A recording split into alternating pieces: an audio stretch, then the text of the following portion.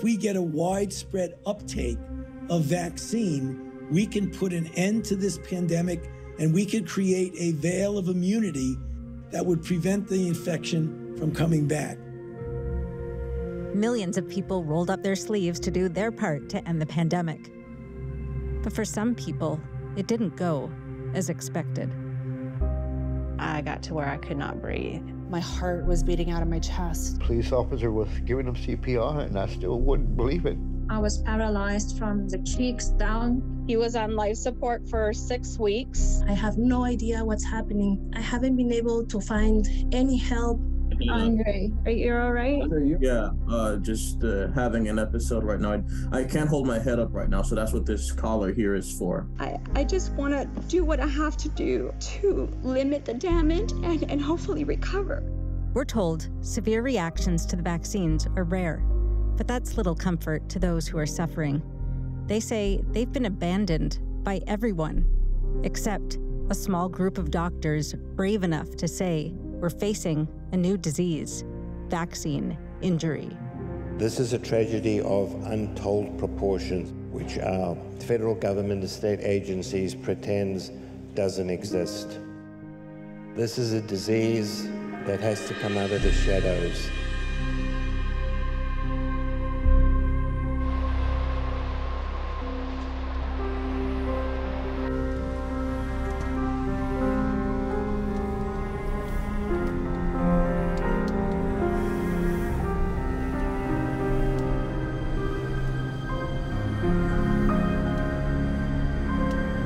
There's still a lot of disagreement around COVID-19 vaccine issues. I wanted to know why some doctors call vaccine injury a crisis, when others don't see a problem at all. And what does it mean to be vaccine injured? I decided to hit the road and talk to as many people as possible to find out for myself.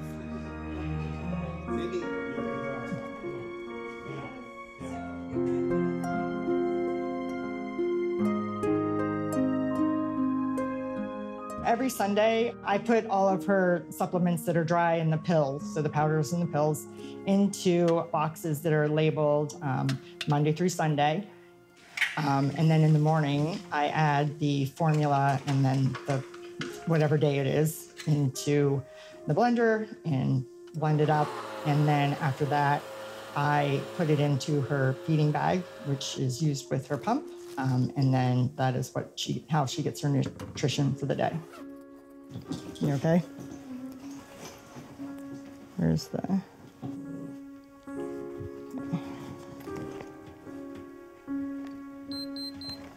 I'm able to work from home because somebody's got to be here for Maddie. Transfer her to the bathroom, get her up, take her for walks, just anything. And just hanging out with her because her friend circle has shrunk. It's just mainly I want to be there for her emotionally. Like it's just her and me all day.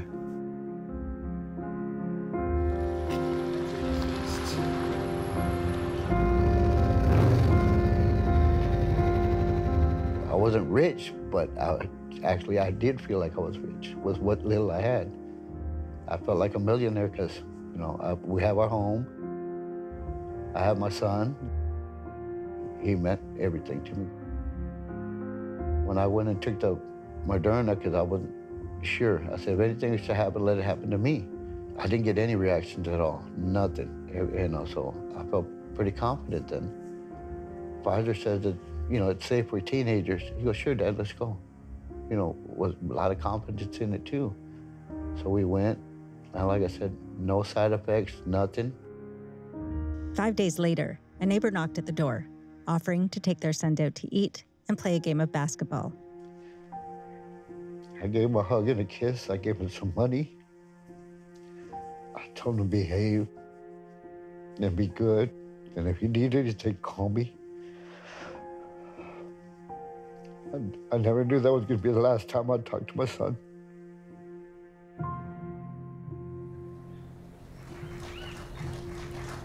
Thank you very much. Today, I want to update you on the next stage of this momentous medical initiative. It's called Operation Warp Speed. Its objective is to finish developing and then to manufacture and distribute a proven coronavirus vaccine as fast as possible. Again, we'd love to see if we could do it prior to the end of the year. Warp speed required shrinking the normal vaccine development process from an average of about 10 years down to a matter of months. That required reducing the amount of time given for each phase of development and doing the phases in parallel instead of sequentially. Trials are normally done in phases so researchers can do all the tests and make sure it's safe enough to move on to bigger and bigger populations. In this case, that didn't happen.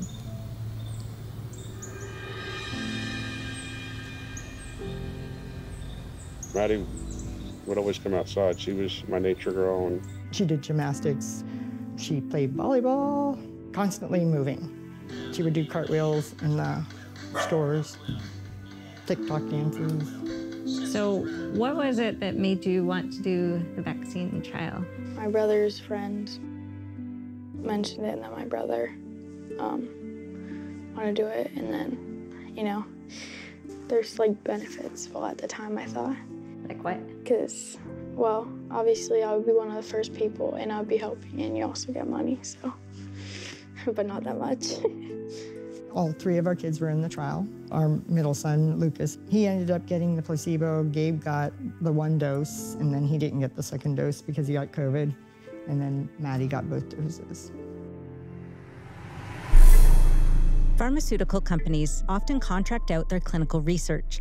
Ventavia was hired to run Pfizer COVID-19 vaccine trials. Due to the heavy workload, Ventavia needed more help and brought on Brooke Jackson, an experienced clinical trial auditor, to oversee and manage quality control at 2 Pfizer trial sites in the Dallas area. Jackson told me that from day one, she found major problems, which she attributed to the unusual speed of operations. They were getting pushed directly by Pfizer to enroll more patients. I was having to bring so much to their attention.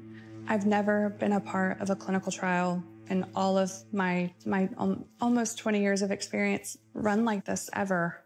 Jackson says the issues she saw compromised the integrity of the data and patient safety.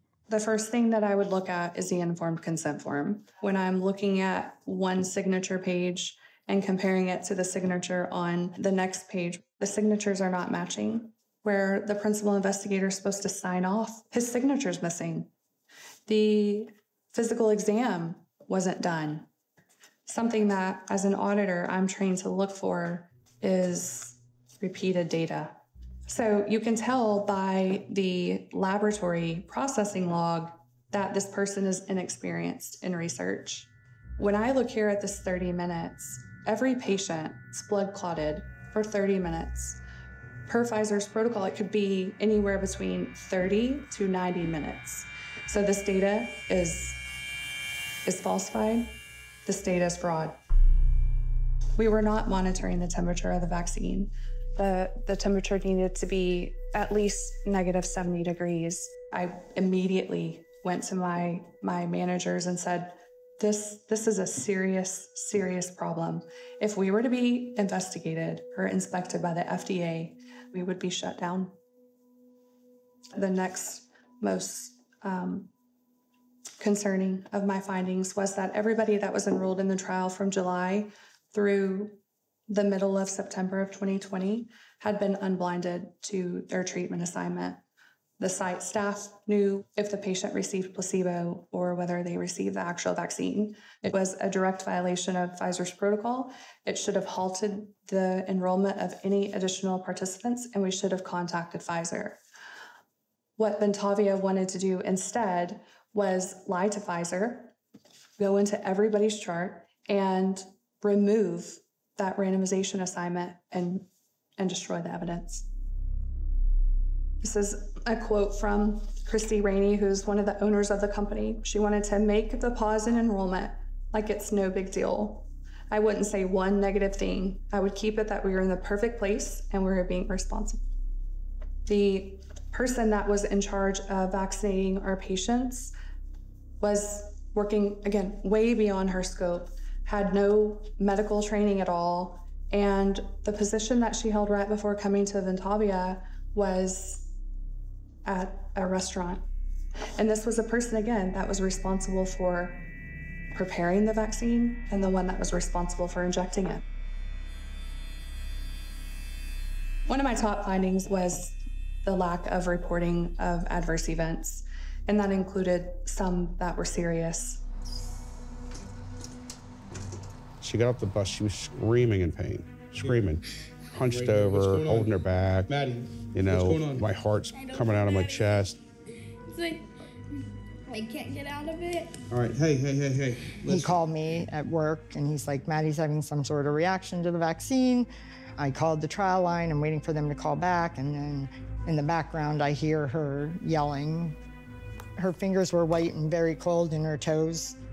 She was walking with her feet up, like, because they were so painful. She had told us that she had the zaps up and down her spine. She had a really bad headache, severe stomach pain. Now, over 3 decades, I've been involved as a clinical investigator, doing original research on my own protocols, or being someone who's been elevated to a steering committee or an executive committee or overall principal investigator. What you've just described, that's a sudden, unexpected, serious adverse reaction. Everybody, within 24 hours, every single institutional review board, the sponsor, all the investigators, everybody has to be made aware because it was not expected. She went to the ER 9 times and was hospitalized 3 times for a total of 63 days. Maddie experienced over 35 adverse events. In the EUA amendment, Maddie's adverse reaction was reduced to 5 lines that they claim was eventually diagnosed as functional abdominal pain. It's a stomach ache. Does your child, when they have a stomach ache, does that put your child in a wheelchair? Does your child's stomach ache require a feeding tube? I've got a quick question. Obviously, we invited the CEO from Pfizer or some representative from Pfizer. Nobody showed up. Pfizer has to be aware of you. Have they reached out to you? Neither Pfizer, the FDA, or the CDC has ever talked to us or attempted to. We have never heard anything from them. I just don't know how you could let a child suffer and potentially die. You know, I just don't understand that. I did think that if anything, in the small chance that if anything did happen, you know, that's when you would want it to happen is in a trial, because then you're gonna get the best care. I didn't think anything would happen, but in my mind, for all trials, that's how it is. That's not how it is. After trying to take my findings to my leadership team at Ventavia, after reaching out to Pfizer directly, I took the information to the FDA. As soon as I pressed the send button, I felt just this immediate sense of almost relief that, okay, now something is going to be done. But what happened was I lost my job about 6 hours later. Over the next couple of months, the vaccine was being rolled out to pregnant women and to our children, being mandated to our military, our first responders, our healthcare workers. And I just felt this sense of guilt. I was depressed. I was sad. I was learning about the vaccine injured. I had the documents in hand, Pfizer's internal company documents, my company's internal communications. They were working on Moderna as well, Novavax. I've seen the data and it looks exactly the same. So I thought I just need a scientific mind to review the data. I took the information to the British Medical Journal. The editor put me in contact with a investigative journalist, and we spent, a month and a half or more just going through that evidence and listening to these hour-long recordings, and his story was published. I expected there to be a lot of attention, a lot of focus on Pfizer and how these trials were run, and that's obviously not what happened. Instead, Facebook fact-checkers censored the article, giving it a missing context label and restricted sharing. On December 11th, 2020, the FDA approved Pfizer's COVID-19 vaccine for emergency use. Moderna's vaccine was approved a week later. In certain types of emergencies, the FDA can issue an Emergency Use Authorization, or EUA, to provide more timely access to drugs, diagnostic tests, or other critical medical products that may help during the emergency when there are no adequate, approved, and available options. This was March 2020. If you remember, the standard current of care was really no care. The NIH and the WHO said there was no specific treatment. It was supportive care. If you couldn't breathe, you were intubated, put on a ventilator, and you died. It was myself first, and then a number of colleagues. We said, you know what, let's come together with a treatment protocol. We were bedside clinicians. The drugs we chose were very thoughtful and saved lives. It was a valid alternative for people who wanted a choice. But, you know, this was denied. The EUA process is different than full approval of these products because in some emergency situations, we just cannot wait for all the evidence needed for full FDA approval. Instead, the FDA evaluates the options very quickly using the evidence that is available and carefully balances any known or potential risks of these unproven products with any known or potential benefits to the public of making them available during the emergency. This is the big difference between vaccines and drugs, okay? Is drugs are typically given to somebody who's already sick. In a vaccine, you're giving it to people who are not sick. You're giving them prophylactically. Dr. Robert Malone, a pioneer of mRNA vaccine technology, has spent over 3 decades developing and researching vaccines. And so the risk-benefit ratio is way different in the case of a vaccine because only a subset of these people are actually going to get significant disease.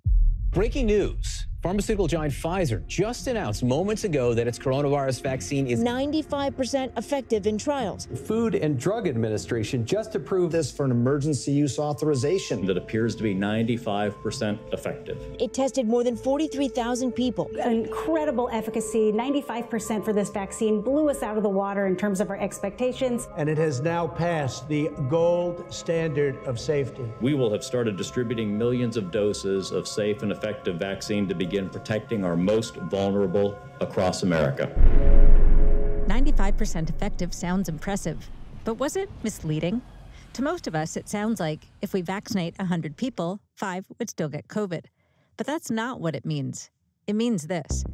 Out of the entire Pfizer trial group of about 44,000 volunteers, a tiny portion got COVID, 162 in the placebo group and 8 in the vaccine group. Comparing these two groups, there was a 95% reduced risk of getting COVID if you got the vaccine. So the vaccine was hailed as 95% effective. But this isn't the whole story. Another 3,410 trial subjects also developed symptoms, but tested negative for COVID. So Pfizer excluded them. But we know that PCR tests for COVID-19 are often wrong. False negative rates have been recorded at 54%, 20 to 66% to 67%, especially when done as soon as symptoms appear, as they were done here. If those cases had been included too, vaccine efficacy drops to 19%, far below the 50% needed for FDA approval. The vaccines would not have been approved. I'm announcing tonight a new plan to require more Americans to be vaccinated to combat those blocking public health. President Biden issuing his most aggressive COVID vaccine effort to date. And the new mandate affects 84 million private sector workers.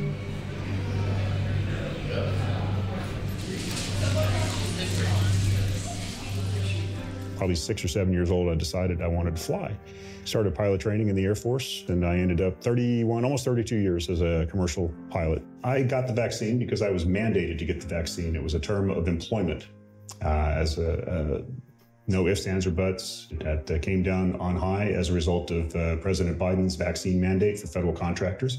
I weighed the concept, I weighed the idea of, refusing it, but I'm the sole source of income for my family. Leave it. Leave it. I know, this is the enemy you want to destroy. All right, here we go. Let's get one up.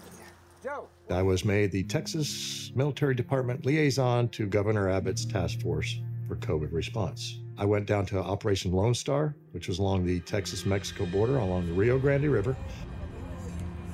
Our troops, I'm keeping them safe by doing nasal swabs with betadine and saline. We're doing the things that I was trained to do as a special operations surgeon in places like Africa, Southeast Asia. We're just doing good medicine and nobody's getting sick. August the 24th, it changed everything. Before you had the shots and you were to offer it. Now they're mandatory. I noticed soldiers coming into the aid station with chest pain, with shortness of breath, with stroke-like symptoms. And then we had to put soldiers in the hospital. First one was a 27-year-old with myocarditis and pericarditis combination. I've seen one heart attack in my career, and now we're seeing them regularly. It's now normal. I got a really strange sensation, a really odd pain that just kind of came out of nowhere. I said, I must have pulled a muscle or a nerve or something like that. That's really odd. We landed, we taxied to the gate. All I got up was getting my bags to get ready to clear the aircraft. I collapsed. That's all I remember. Suddenly, no warning, no precursor, nothing, just literally out. Fortunately, we had a Navy corpsman and an RN that were deplaning. They rendered immediate assistance. They commenced CPR because I had no heartbeat, was not breathing. The paramedics had been called out for a completely unrelated smoke alarm issue to a very near aircraft, and I received 3 shocks from the AED. I woke up the next day in the ICU, wondering what just happened. What would have happened had you had gone into cardiac arrest 10 minutes earlier? We would not be having this interview. They just wouldn't have gotten to you in time? No, absolutely not. The justification for mandates was get the shot, stop the spread, and keep everyone safe. The vaccines work well enough that the virus stops with every vaccinated person. In other words, you become a dead end to the virus. Vaccinated people do not carry the virus, don't get sick. You're okay. You're not going to get COVID if you have these vaccinations. It turns out clinical trials didn't even test if the vaccines stopped transmission. Was the Pfizer COVID vaccine tested on stopping the transmission of the virus before it entered the market?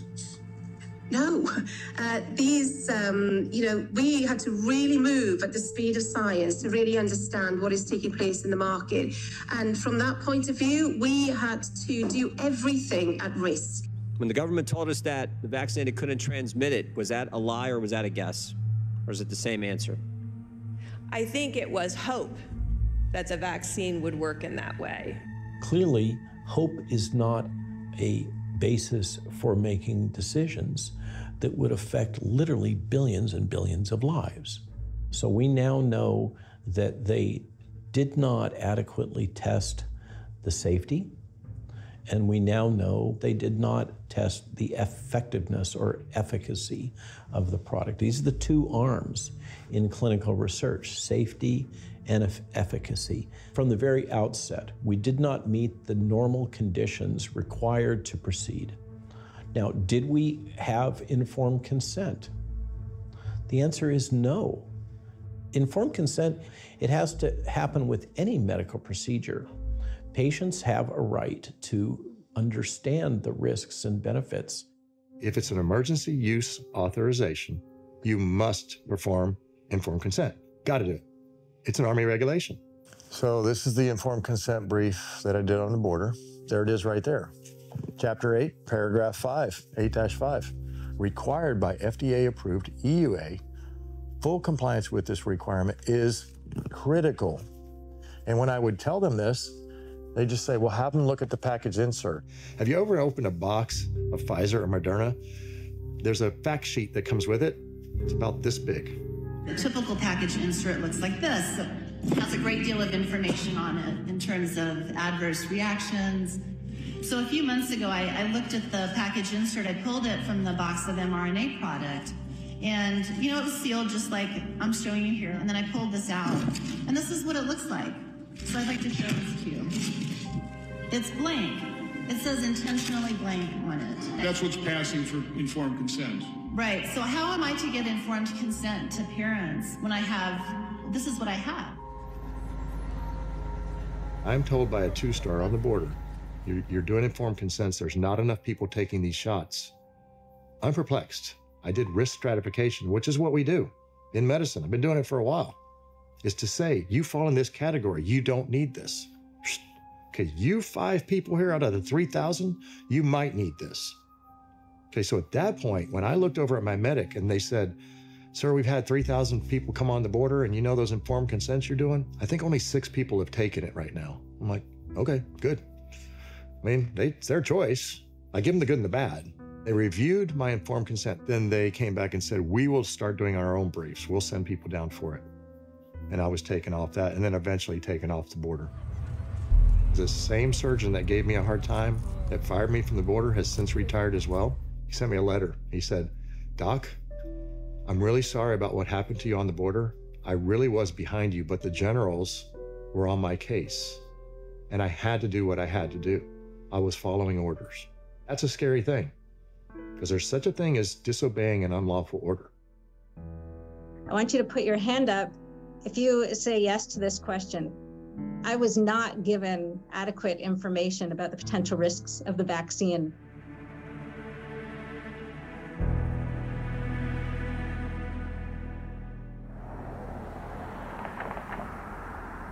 For 17 years, I was a charge nurse for a big department that included pediatrics, NICU, labor and delivery, postpartum, antepartum. I was also part of the trauma team. When they told us that we needed to do this to help end the pandemic and to keep our patients safe and our loved ones safe and our family safe, I knew I needed to do it. I had zero concerns. There were several rumors that it was just a matter of time before it was going to be a mandate. I would risk losing my job, my livelihood as a physical therapist. So I went ahead and did it on the front end.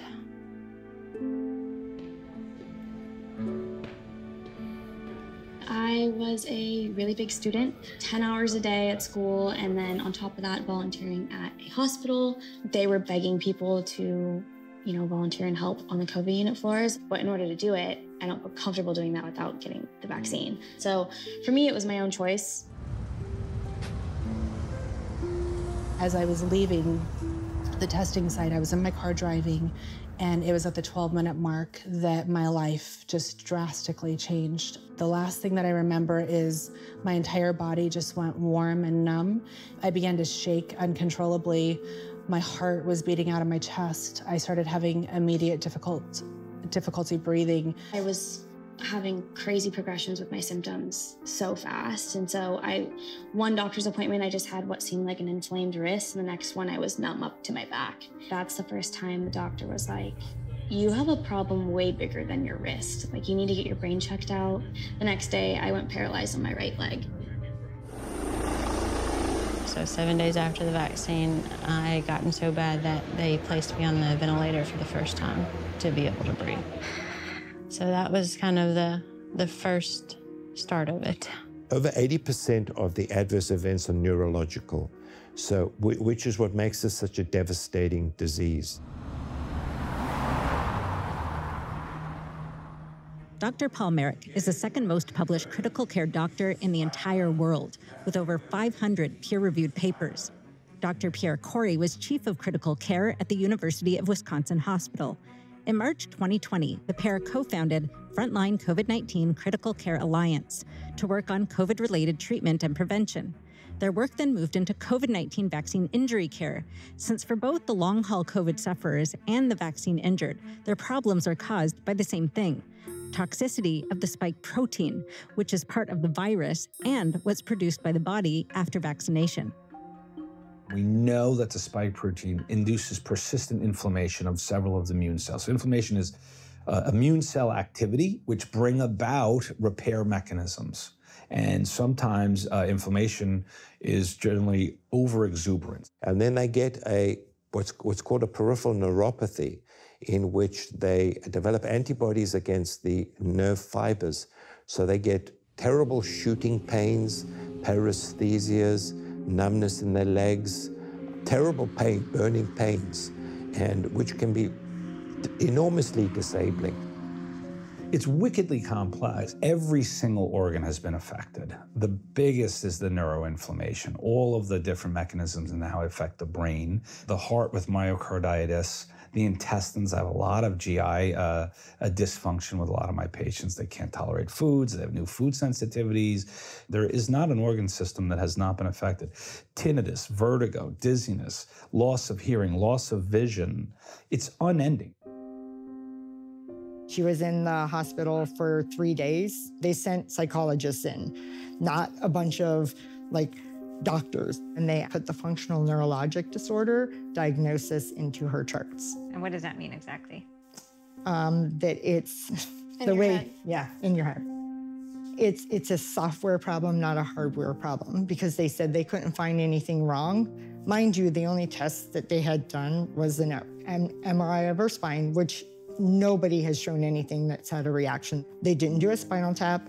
They didn't do an EMG. They didn't do a skin punch biopsy, even though she couldn't feel from her waist down. One night, her stomach it ballooned, huge. It ballooned up and she started vomiting really hard. We went to a local hospital and of course they saw the FND diagnosis in there and treated her like a crazy person. And I mean, they were literally belligerent. He started screaming at me, basically. The mind games that they do on you are ridiculous. And they convince you, if you don't believe the diagnosis, then she'll never get better.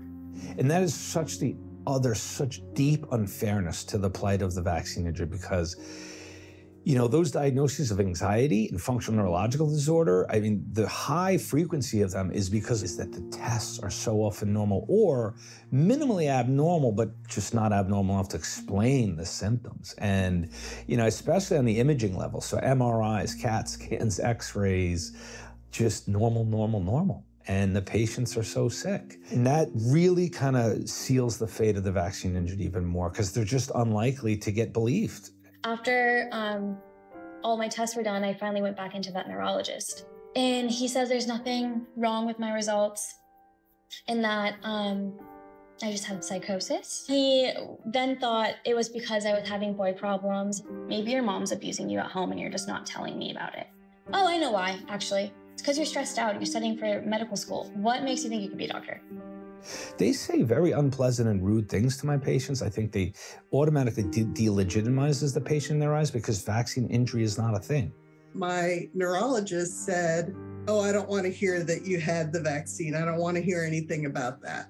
Within 2 days of my vaccine, I had visited 7 emergency rooms to be dismissed by every single one of them, being told it was anxiety in my head, conversion disorder, functional neurological disorder, given psycho meds, anti-psych meds. Nobody wants to hear that something bad is going on. I think if people look, you can't unsee.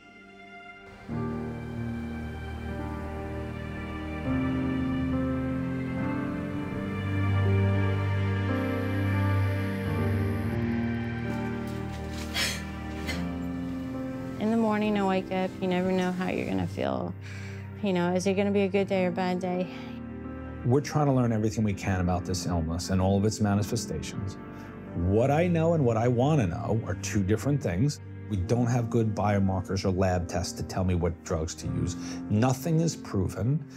Very little research is being done. So I kind of give them the understanding that, I'm doing the best I can. It's not that I need their sympathy, but I do want their trust. First of all, you sound good. Yeah.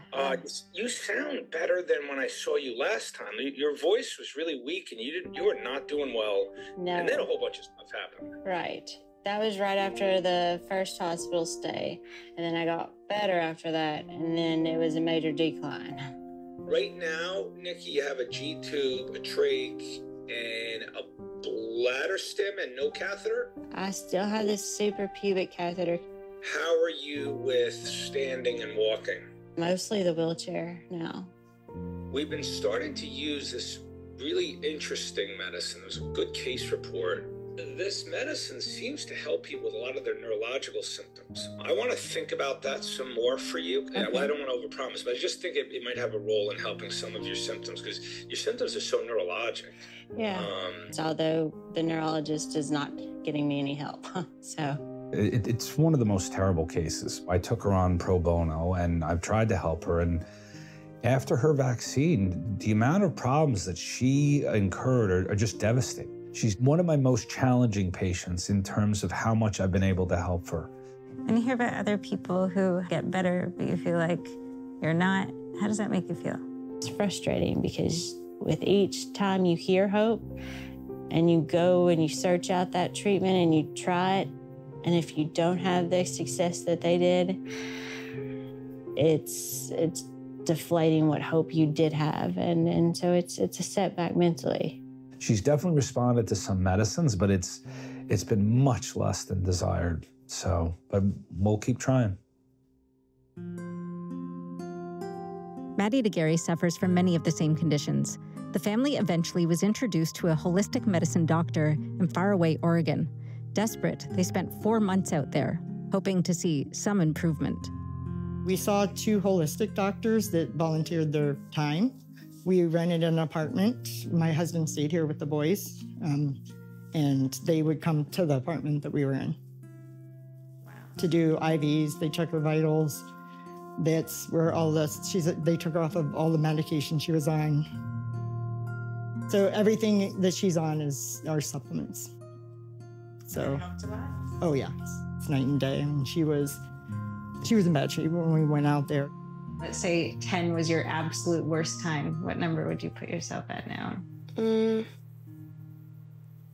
Probably like a 6-ish, 6 or 7. I just know I'll get better, so just taking way longer than I wanted.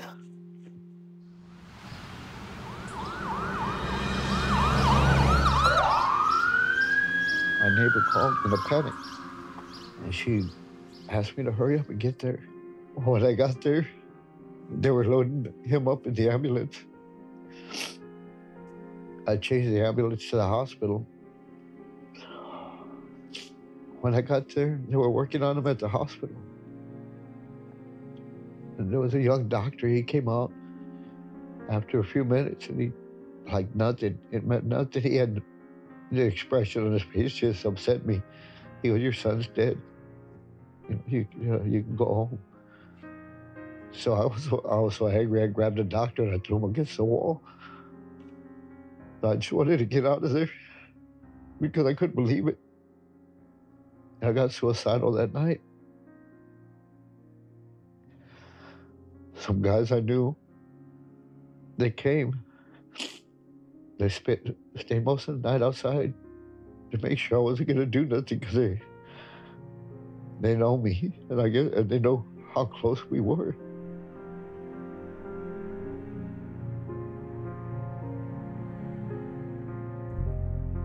The autopsy report shows Ernest's 16-year-old son died of an enlarged heart.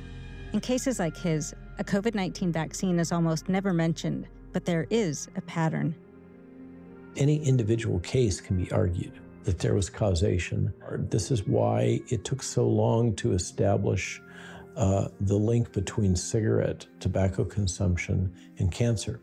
In the end, it had to be prosecuted as a class action lawsuit because it could be shown in aggregate, but it's always difficult to demonstrate at the level of the individual. He got vaccinated on like a Friday, and on Sunday, Sunday morning at 1 a.m., was on life support. He was diagnosed with myocarditis. Doctors, of course, would not say it was vax-injured, but why would a 6-year-old have myocarditis? My son, Sean, played hockey his whole life. To continue to play hockey, he had to get a vaccine. He took 1 Pfizer shot and died 33 days later. The cause of death is unascertained. He was perfectly healthy with no underlying conditions, and he just died 33 days later. And here in Canada, they're still pushing the vaccine. They want little children to go get it. You were super duper today, getting your COVID vaccine, Elmo. Yeah, there was a little pinch, but it was Okay. I took a trip up there to the North Pole. I went there and I vaccinated Santa Claus myself. Children have like almost the perfect recovery rate. Very few children have died from COVID alone, and almost no healthy children have. And yet we are proving it for millions of toddlers in this country.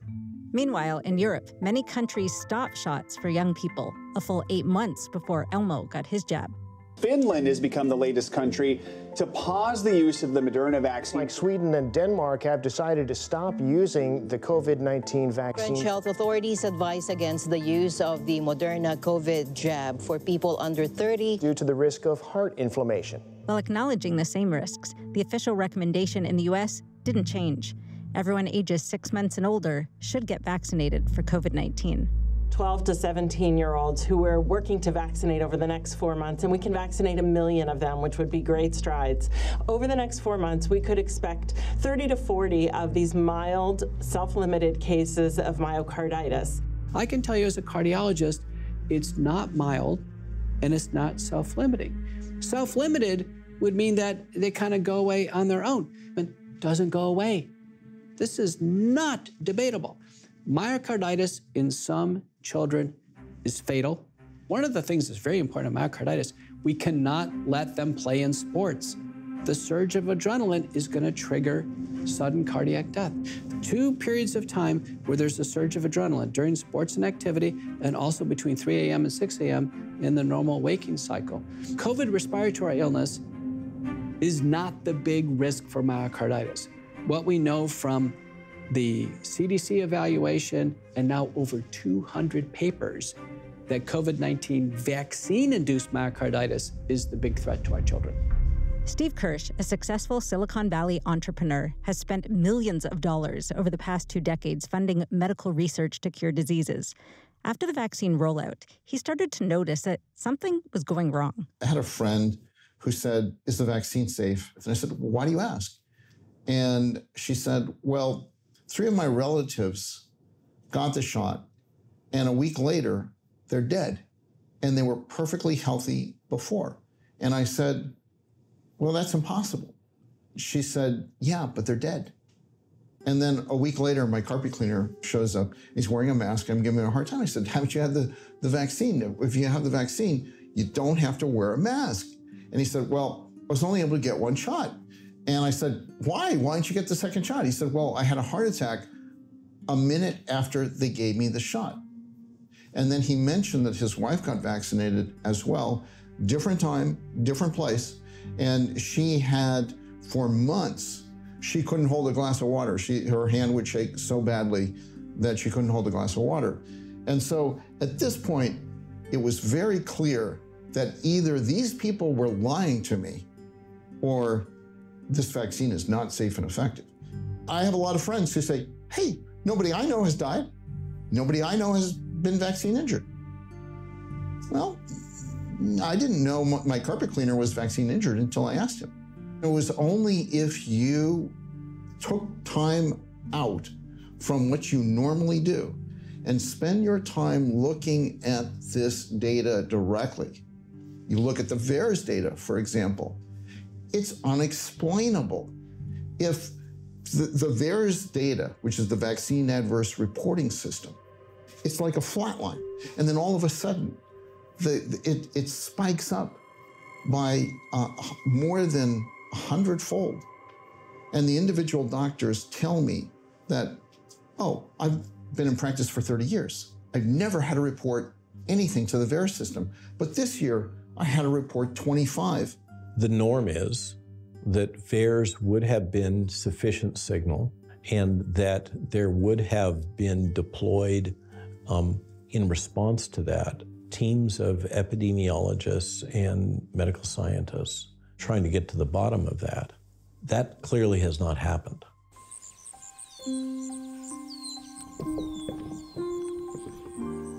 Over a 2-week period, 2 of my coworkers were vaccine injured. Every time I would go in for a cardiac MRI, they would tell me of all of these injuries coming in. I would do stress tests, and the techs would tell me, "Gosh, we are having so many younger people with palpitations." My MRI tech was vaccine injured, so it was becoming pretty apparent that this was a widespread problem and that the hospital knew something was going on. And throughout the experience and the journey between all the different doctors' visits and ER visits, we'd hear something from almost each of them, but they wouldn't elaborate. Like their first thing would be, oh, did you get the vaccine? Which one? And then it would be silent and they'd be like, okay, moving on. I had several nurses come in and, on the side say, you know what, you're not the first person we have seen that has had a reaction after the vaccine. I was on the ventilator, you couldn't even move, but you could hear everybody. And, you're there mentally, you were just trapped in this body. I would remember the doctors rounding, and they go through every single problem and the whole story of, of multiple hospitalizations, multiple intubations, but they would always leave out the fact of what started prior to it. I had a vaccine, and 36 hours later, this is the sequence of events that occurred. I was inside screaming, hey, come back, you're leaving out a big part. That's the connector, treat that, and maybe you could help me. They are novel and unexplained presentations of a number of diverse symptoms. The doctor doesn't know what that is and how to treat it. Hi, I'm Tanya Winter. I'm from Brisbane, Australia. I was severely injured from my Pfizer vaccine, and so was my identical twin sister. When I got diagnosed properly with my conditions, went back to my GP and told him the diagnosis. He was like, oh, I didn't even know you could get that from the vaccine. I think I've got about 5 other patients with the same thing. So the fact that the authorities are not publishing for doctors what the actual side effects actually are means that people are being undiagnosed, and it means that they're not getting the proper treatment that they should have. I don't know how much to blame the individual physician, because it's really how much, I feel that their behaviors were extremely harmful to the individual and public health of society. However, I do think their behavior is a result of being lied to. And I think a lot of them didn't know they were being lied to. Some of them did. I think also there may be an element of fear, that maybe they suspect that something is wrong, something isn't right, but they're fearful of their career, because we know that the agencies and medical boards have gone after people that have spoken against the narrative, and physicians have lost their license. And obviously that's, for a physician to lose a license, basically it ends their career. Vilification of doctors who, were posting, a different approach, a different theory of the case, coming out of New York and saying, this is not what we normally are seeing here. And then they were being censored and their videos were being pulled down, and just like, there's so much information we don't know. How could anybody have the hubris to say, well, what that person's saying is just wrong, it's misinformation? There's only one member of Congress who has consistently taken up the issue of vaccine injury. Senator Ron Johnson has hosted multiple roundtable discussions bringing together leading doctors, researchers, and patients. For his efforts, he's routinely criticized as anti-science, but he continues to offer one of the few venues for open discussion at this level. People are scared to speak out because they see what happens. You shouldn't be afraid to speak out. This is supposed to be America, where we cherish freedom of speech.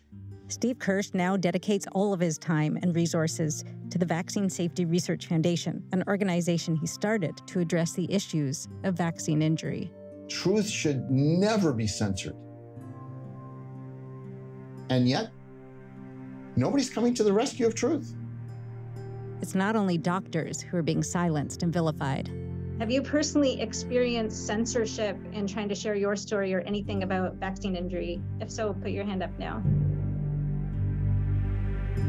It's really sad that we're having to talk in code language, but that's what we're having to do on social media. We use abbreviated terms, we can't say certain words. So we've had to finagle a way to still communicate about our real injuries that happened to us because we're not allowed to talk. The people that are in denial, like when you tell the story, and they still just, even people that we know, and family. It was tougher when I would come back to school and it was like people I was friends with being like, You faked it for social media though, so you get followers, right? So you could be like an influencer. And I was like, you think I just turned 21 and you think I wanted to spend my whole summer in a hospital bed? Like, what's wrong with you? They're like, oh, I just like had to check. When the post that I did that I was desperate, basically, right? And the first, I would say 2 days was mostly negativity. She was faking it, that it's misinformation, that I should go to jail for misinformation, that I was doing everything in my power to kill other people because I was spreading this information, so I have blood on my hands now. Then they would also say, she deserves to die because she chose it, or that would serve me right. Me talking about what happened to my daughter is misinformation. Like, how is that possible? I don't know any other victim of any other crime or scenario where something goes wrong in your life where you're not allowed to talk about it. How many times have you seen a vaccine injured or somebody that had a bad reaction on the news? They don't put it out there. I've completely lost all my friends, about 20 or so people who abandoned me entirely over this last little over a year since I got my pulmonary embolism.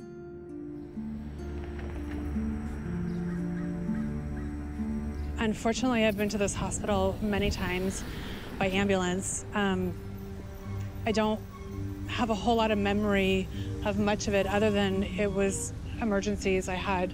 This place is pretty traumatizing. I have a lot of PTSD being here, especially as a nurse and a mother, knowing how sick I was.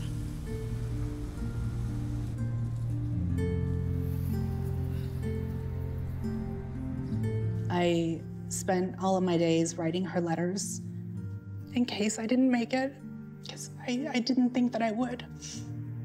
And I think probably that was the hardest part of this whole vaccine injury, was leaving a 12-year-old little girl behind without a mother.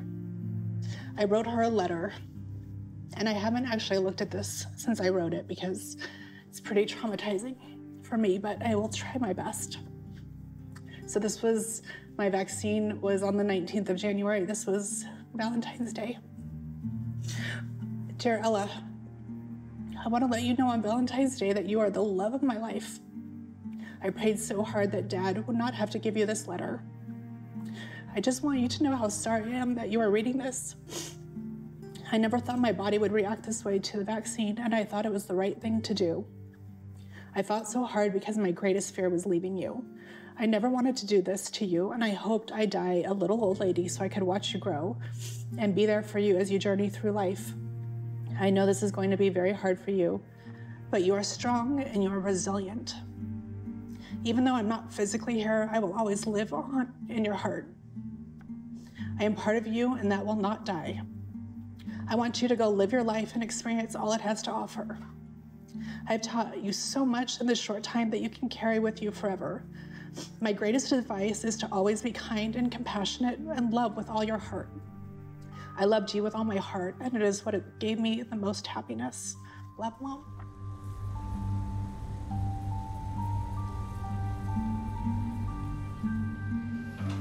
It's hard enough going through it myself, but knowing how it affects my kids indirectly has been hard.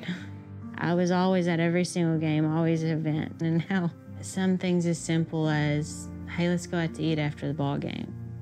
And I have to tell them, well, I think we need to go home and eat. I'm not being a mean mom. You have to choose when you have financial struggles. Do you pick up these drugs? Do you pay for these bills? Do you pay for their extracurricular activities? Do you try to throw out all your money on a treatment that may or may not work, but it might be your only option? I told them that it was done and that I was dying and that there was nothing else left because we've done every test in the medical book, everything's coming back normal, and the hospital and the doctors are telling me, come back when you're worse. I'm like, at this point, I have tremors, can't walk, I can't feel anything, I can't close my hands, worse it's gonna be my organs failing. And then what? I literally watched a human being put the fire out of my child. And then as a mom, I have to figure out how to put the fire back on because we don't know what's going on. I was hoping to teach my daughter to fly. She wants to be a pilot. That will probably never happen. It's tragic. I can watch her take off. I can watch her land. I can watch her going through moments of, that I should be there watching, but I can't be there. What's your reaction when people say, yeah, but it's a very small number of people that have any reaction to the vaccine? What's an acceptable number for collateral damage? What number is acceptable to you, the harm? Is there 10%, 5%, 10 people, 100 people? How much tragedy is acceptable to you? Anybody, any of us could be collateral damage. It's just so impersonal. But they've made it personal for me. I started adding more stuff in here with Junior during the services. So what I go through on a daily basis, waking up, knowing he's not here, coming home from work, knowing he's not here. If I go out to eat, I don't even finish the plate. I eat it, pick a little bit, and I throw it away because, I just don't want to eat, Because you see, all the pictures I had with me and my son, we would always go out to eat together. My daughter was doing the right thing.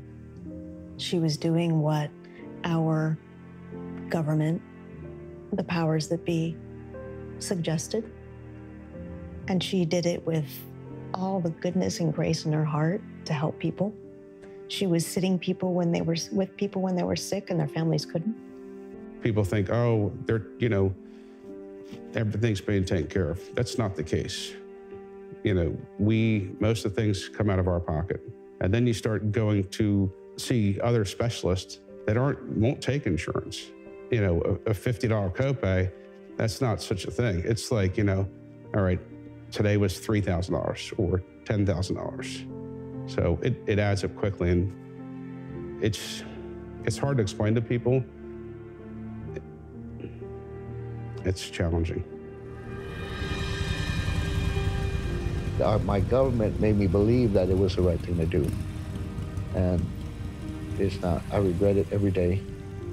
I could have my son here right now if I hadn't listened to them.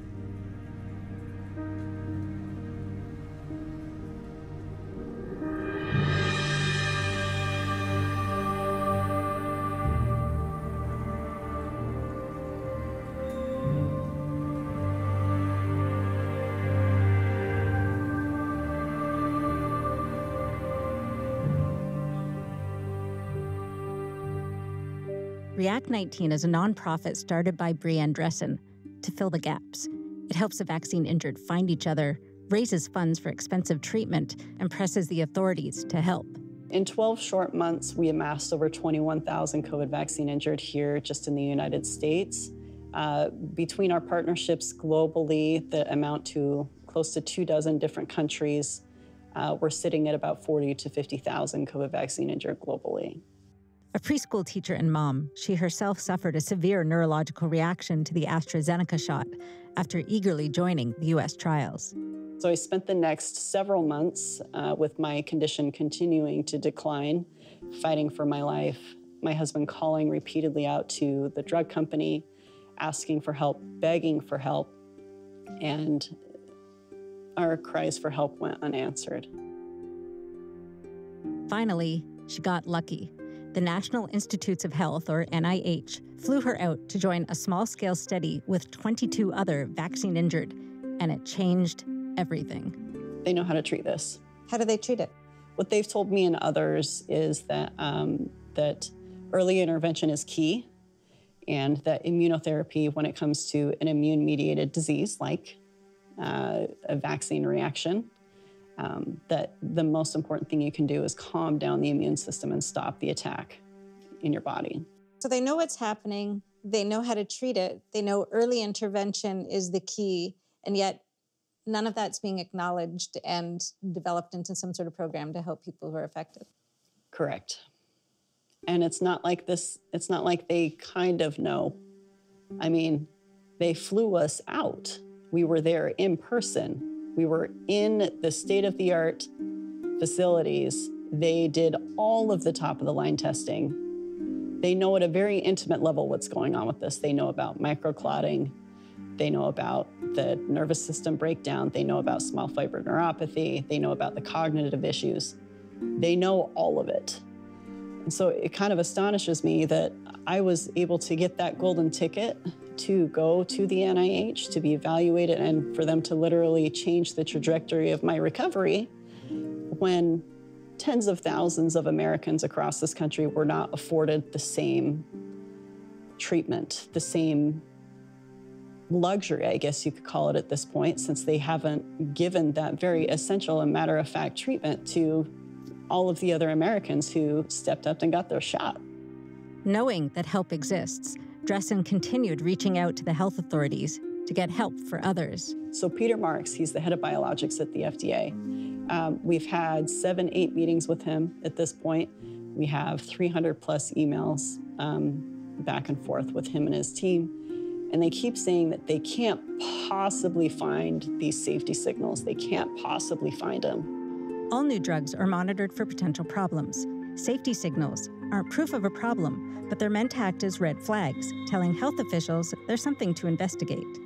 For us to make some kind of a statement publicly, we have to find the data in our database. We do look for major neurologic issues. The question for us is understanding what is related to vaccines and what is not, because sometimes that's a very challenging thing to sort out.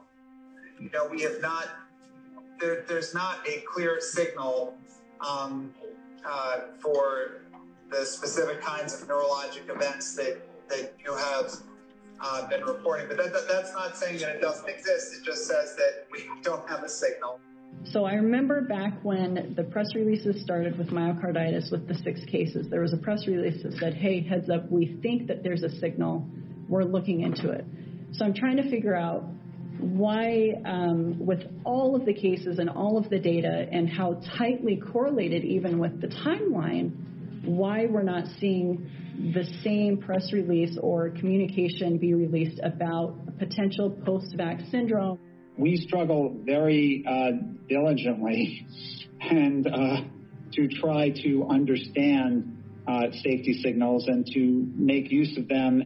Well, Zach Stieber, with Epoch Times, he was able to get a FOIA. In this FOIA, the CDC did a full evaluation of the various signals, and they found over 700 safety signals in VAERS. The government found over 700 safety signals, 500 of which were stronger signals than myocarditis. A month into the public rollout is when we have confirmation that the heads of the NIH, the head of the FDA, have known about the COVID vaccine injured. We have emails with injured individuals with the heads of these agencies as early as February and March of 2021. And they're acknowledging that they're getting repeated reports of neurological injuries specifically to these agencies. And they were asking us to not publicize this and not go to the press while they figured out what was going on. And they promised us that they would disclose this to the public. Have they done that? They have not. We've had 3 suicides in the last 3 weeks. It's the beginning of winter, so it's going to get worse. So we're trying to give these people some hope. I sent you guys a suicide letter like 4 weeks ago, and I didn't get a response back. The man, he's gone.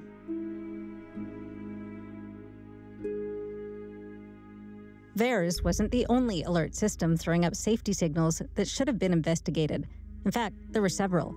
And what they have in common is that U.S. health authorities wanted to keep the data hidden from the public. For example, the vSafe app was created by the CDC to collect post-vaccine health information on a large scale. It was very effective. Within months, over 10 million Americans had enrolled. The Informed Consent Action Network, or ICANN, asked the CDC for vSafe's data. Aaron Siri is ICANN's attorney. Was the CDC transparent about this information? No. It took us a year and a half of legal battles to get it, 2 lawsuits in federal court. Only before they had no other choice did they finally reveal it. Here it is. About a 7.7% of people in V-Safe reported needing medical care. 7.7%, that is 1 in 13 people. Most 25% of those people needed emergency room care or were hospitalized, and another 48% sought urgent care. The U.S. Armed Forces maintains probably the most complete database, recording every single medical visit a service member makes. Defense Medical Epidemiology Database is the red flag, the sentinel alert. It's the Paul Revere of data to us as doctors to say, hey, docs, we're seeing a lot of X, Y, Z, whatever it is.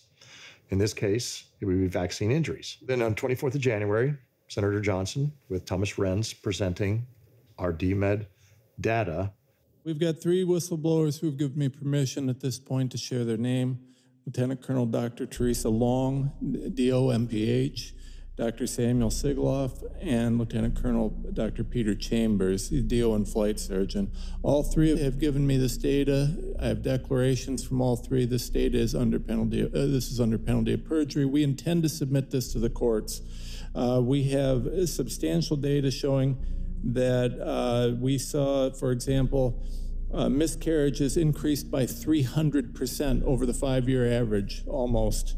We saw almost 300% increase in cancer over the 5-year average. We saw, this one's amazing, neurological. So neurological issues which would affect our pilots, over 1,000% increase, 1,000.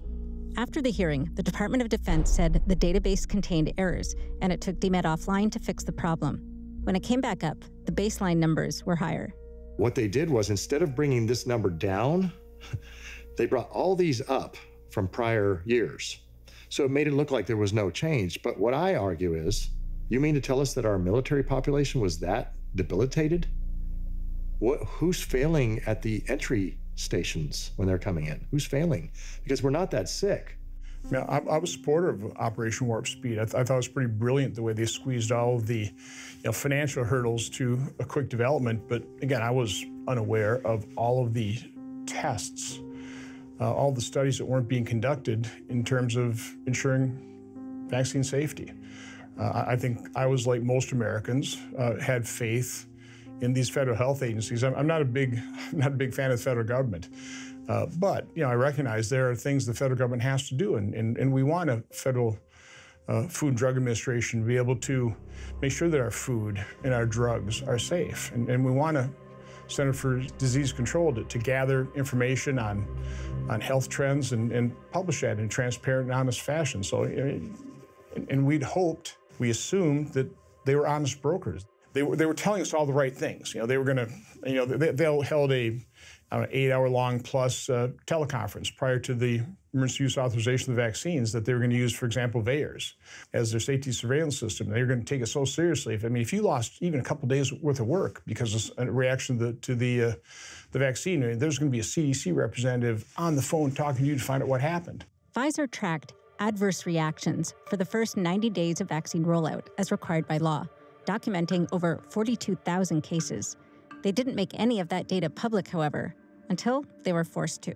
A judge in Texas has ruled that the FDA cannot take 75 years to release data about the COVID-19 vaccine, saying they got to make that info public in about 8 months. Public health and medical professionals for transparency said the data can and should be released quickly because it only took the FDA about 4 months to review that data before granting full approval for the Pfizer vaccine. We know that in the first 90 days, the data reported to Pfizer, and we have this in black and white, it's released by the FDA and Pfizer. There were 1,124 deaths directly related to the vaccine and over 42,000 adverse events, many which were serious adverse events. Pfizer should have been off the market by February 1st of 2021 based on their internal data. No one's challenged that. No one say those deaths didn't occur. In fact, Pfizer recorded them. And so they list the conditions associated with the adverse events. It's 8 pages long. There are 8 pages of medical conditions directly related to the vaccine. Why would the FDA have to go to court and ask a judge for 75 years to release that data? The conflicts of interest are so large, in fact, unprecedentedly large. You're literally talking about a product that had the capacity of being an instant product to billions around the world. So just thinking of that, is it possible that they manipulated or suppressed some of the data that they didn't want to come out? It's useful to think in terms of incentives.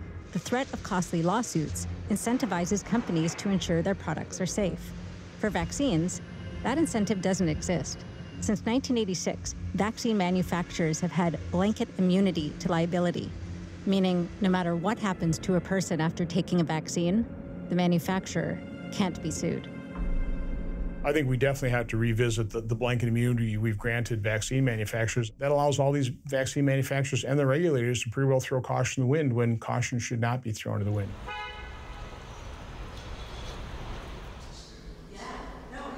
Robert Krakow is a New York attorney specializing in vaccine injury law for the last 20 years. It's the policy of the U.S. government that people get injured by vaccines. We know that, and they should be compensated. But the program is so inadequate that there is really almost no opportunity for justice. The specific program for emergency use vaccines is called the CICP, or Countermeasures Injury Compensation Program. That program is completely inadequate.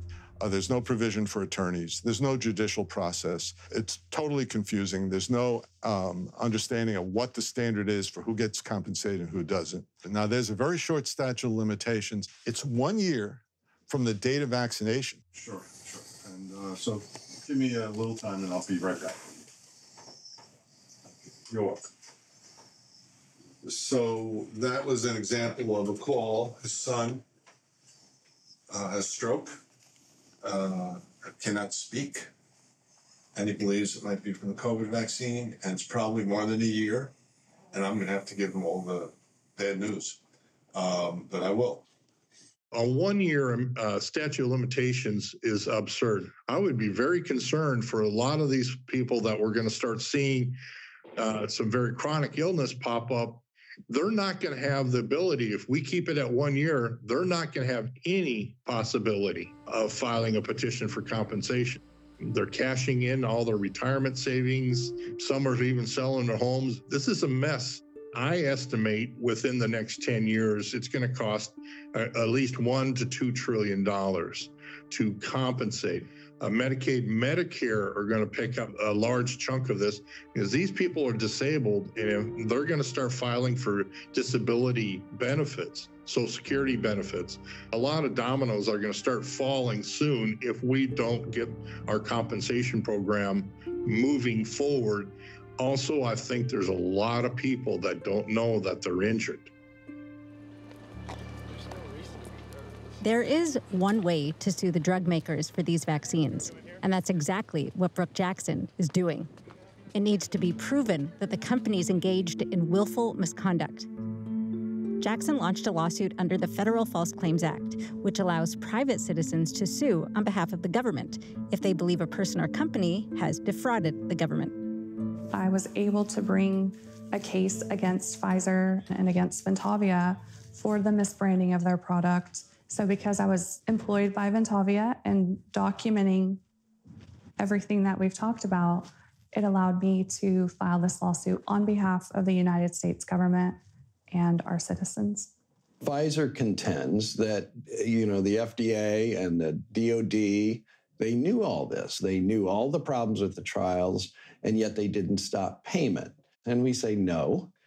Our allegations are you committed fraud to trigger those payments. If we go back to that time frame and take that bad data, that bad analysis out of the equation, no objective FDA commissioner would have ever granted you that emergency use authorization. I see this as a serious battle, literally, to try to correct the breakdown of our bureaucratic structures that were supposed to keep us safe and did not. One of the most important things that the COVID vaccine injured need is they need recognition. It all starts with recognition. Until people can see that this is a problem, nothing is going to be able to be addressed. If you can't see it, then you don't know that it needs to be fixed. They're invisible. Those people that are walking around with this screaming in their head 24/7, you're not even going to suspect that the person that you just passed by is enduring an unbelievable hell every single day of their life. We need a wholesale remake of these agencies, return them to what their function should be. The FDA should be concerned about safety. And CDC should be concerned about gathering and then disseminating accurate information. We can never have the FDA and the CDC be sponsors of a clinical administration program like this. The FDA's role is to be the safeguard, to be the drug safety watchdog. In this case, the FDA is the sponsor. They're the ones, in a sense, giving the needle in every arm. They cannot be fair monitors and protectors of public health when they are a sponsor of a program. I mean, how can you do nothing? How can you say, well, you know what, I don't know what this is, we can't treat you. I mean, that's inhuman and that's just cruel.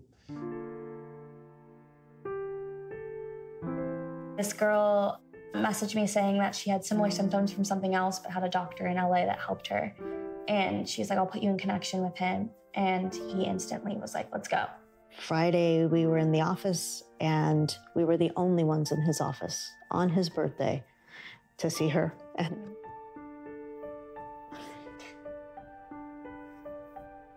after not being listened to or heard or being like silenced, and you almost feel as if you were like shouting from the rooftops, and people are right there and they're looking up at you, but they're like right past you. And this person, within 2 minutes, was like, we were the only people in the world that existed, and listened to everything. And then you look like someone stuck a light bulb in him, and he was like, I got this. Do you trust me? I have no idea why, but I do. I absolutely do. And that was like the weirdest, biggest turning point, but almost one of the weirdest feelings, because we had spent months and months and months of not trusting. Not a huge fan of the needles and such. He started the IV therapy, and literally within an hour, change. Within an hour, I was able to walk and close my fists. The first bright neon yellow bag, basically replacing a lot of stuff that her body had been depleted of over the last several months. And then just the glutathione, magnesium, a lot of amino acids, peptides, so many things that her body was just so depleted. I think it's important to mention too that he was a naturopathic doctor, functional medicine. So different than any other doctor we had worked with. It wasn't something I ever really thought of. I didn't know a lot about. It definitely changed my life for the better. Yeah. Do you have concerns about long-term impacts? I think my biggest one is my reproductive health, which is like something I don't want to touch on because I'm scared, but I know that I should get it checked out.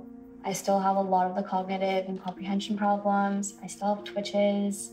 I still have the numbness on my right side. And I don't know if that will go away.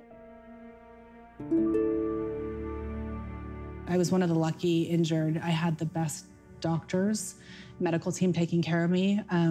It was people that I'd worked with, so they knew me really well, and they knew this was vaccine related because I am a nurse and because it was so immediate. So they were fighting as hard as they could to keep me alive. A lot of ups and downs. I tried experimental medications. I tried IVs. I did intermittent fasting. I did so many different things that I really can't pinpoint one thing. This is just a small example of some of the supplements that I was on. I've done so much healing, and I feel like I am at about 99% better. To the vaccine injured, finding others who are going through the same thing is like a lifeline. And on rare occasions, sufferers who formed deep bonds online get to meet in person.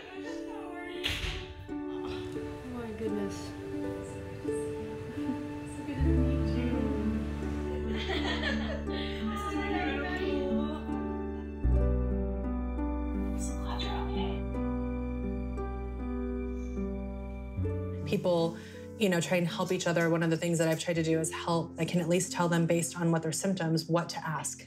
Being in the medical field, what tests to do. Even if their doctors don't believe that, we help each other more than the medical profession. Totally. has. You're gonna have to do it and actually Use it for yourself. Live. Yeah. So that was I don't recognize the person I am now as the person I was a year and a half ago. Although it's a terrible thing to have ever gone through, I think I was meant to go through it. I was able to get a platform with my mom through sharing my story and help thousands of people, whether it was in my support groups, whether it was talking people out of suicide, being a support, and just learning that, like, you can be so much more than yourself. I think I've become someone I can be proud of. You start giving yourself more credit that you're going to be able to make through tomorrow, whatever it throws at you, because look what you made it through. I have a strong faith that, you know, sometimes we're tested, sometimes we're trialed. I do believe that evil exists, and I do believe that, you know, sometimes we have to find the good in things, and sometimes bad things can be utilized for our good. I just never thought that she wouldn't get better. I did not think it would take this long, but I did trust God, and just so many things have God's in this, and I think he's doing it to make us better people. For Maddie, like, nothing's gonna stop her. It's also showed me how resilient she is, how adaptable she is. Nothing's gonna knock her down. She's strong. Maddie's super strong. I don't know how she's doing it. My goal now is to be the best dad that I can be, best husband that I can be, and to use my voice, as it's been given to me, to try to get the word out and get at least people to try to acknowledge, or at least, you know, question what they're being told. We're finding each other and we're coming together and we're being seen. I suffer daily with my injuries, but I'm honestly grateful that this has happened, because I will never take anything for granted again. I just want to be a voice for the voiceless, share my story in hopes of getting support for myself or to help other people. And for those out there having the same symptoms, I'm still fighting for them and for me. I figured I needed to honor my son, because he didn't die for nothing. That's why I started fighting, you know, trying to bring awareness. The only thing that I can do now is try to help others. I don't want any other family going through what I'm going through. So for words of encouragement, I firmly believe we are frontline injured for a reason. We are the ones who had to battle through and find our way, to find the modalities that work for recovery, to find the medications that are helping us and helping others. So in all of the darkness that we've endured, we will bring light into somebody else's life. Everybody, we are united in this and we'll get through this. The injured community at large, it's an incredible community, and whether our political views are liberal or conservative, it doesn't matter. You go in, you say, my life is ruined, I'm sick, I'm dying, I need help. And it's incredible to see just who surrounds you and who buoys you up. And then also those that see the injuries and support us and stand by us.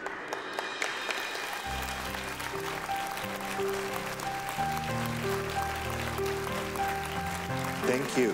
Thank you all for being here from the bottom of our heart. It means more than you know. We've put together the brightest minds to try and start us on this journey to healing and helping these people. We now recognize that we have to do this ourselves. We're going to build something better. And I think this is the first step of our mission to try and educate physicians as to the breadth and the depth of the vaccine injured and how to treat them. This is going to become a catastrophic issue, and we need to spread the truth so that more people Our fellow human beings need to know what's going on.